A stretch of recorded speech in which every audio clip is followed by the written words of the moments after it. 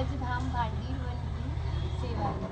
तो जब भी आप ब्रज में भ्रमण करो तो ठाकुर की अनंत लीलाओं को दर्शन करो। क्योंकि कहने ना है हरि रूप अनंत हरि कथा अनंता। भांडीर वन धाम में अनेक लीलाएं हैं, लेकिन जो प्रथम लीला है वो राधा रानी की विवाह की है, जिसके लिए हमारा धाम भी विख्यात है। लेकिन सनातन धर्म में श्रीमद् भागवत जी को सबसे बड़ा ग्रंथ माना जाता है, जिसका अध्ययन करने से, श्रवण करने से हमें ज्ञात होता है कि पूर्ण श्रीमद् भागवत जी में राधा रानी का कहीं नाम नहीं है।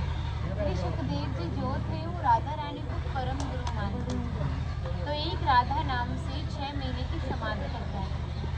अब नाम नहीं तो विवाह का प्रमाण कैसे हो सकता है?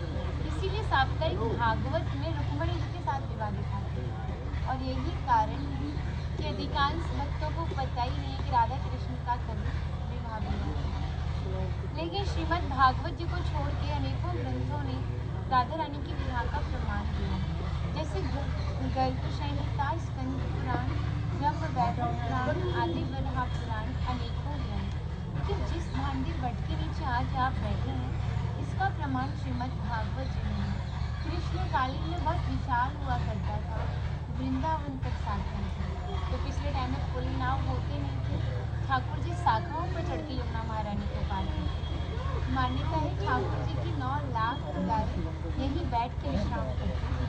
तो माता जो प्रसादी में रखती थी, सभी एकत्रित होकर दोपहर का भोजन लेते थे। आप कभी विवाह में जाते हो तो क्या बिना प्रसादी के आते हो? आप राधा रानी के विवाह स्थल आए हो तो बिना प्रसाद के कैसे जा सकते हो?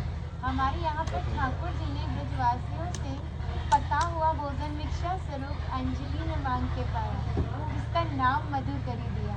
आज भी संत मांग के पाते, इससे अभिमान का नाश होता है और भक्ति प्राप्त होती है, जो कि बहुत ही दुर्लभ है।